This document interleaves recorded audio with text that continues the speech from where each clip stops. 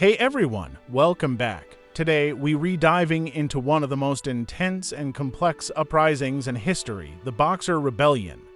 This isn't just about a few fights, it's a story of imperialism, resistance, and a rapidly changing world.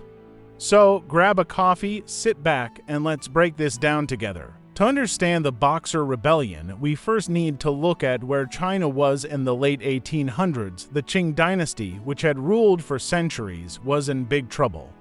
The Opium Wars with Britain had devastated the country, forcing China to open up its ports and hand over Hong Kong, and then came the so-called unequal treaties. Foreign powers like Britain, France, Russia, Germany, and Japan were carving out spheres of influence across China. It was colonialism at its peak. On top of that, there were internal issues.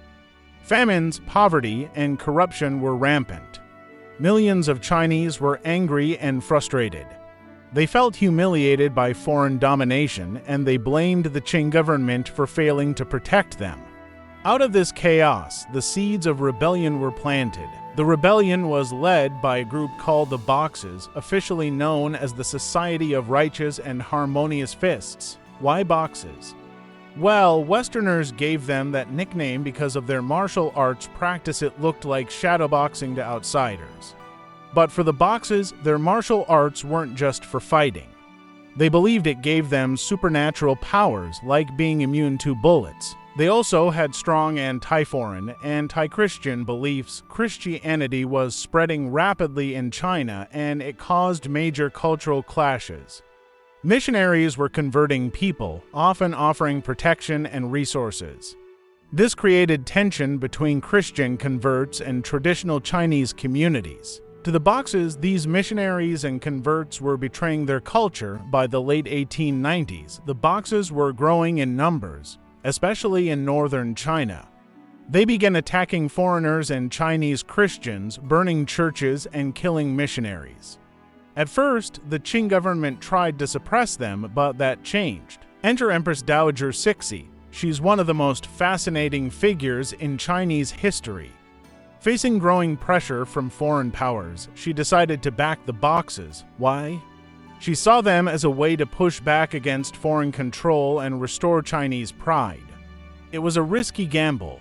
In the summer of 1900, the rebellion reached its peak with the siege of the legation quarter in Beijing. This was where foreign diplomats, missionaries, and their families lived. The Boxers surrounded the area, cutting off supplies and launching attacks. It was chaotic.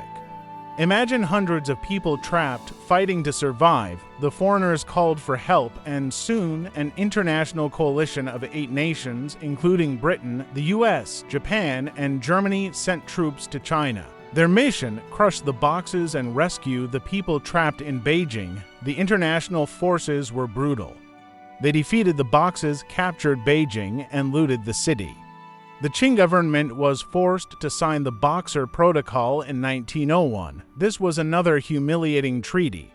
China had to pay massive reparations, allow foreign troops to remain in the country, and further open up to foreign influence. The rebellion was over, but the scars remained.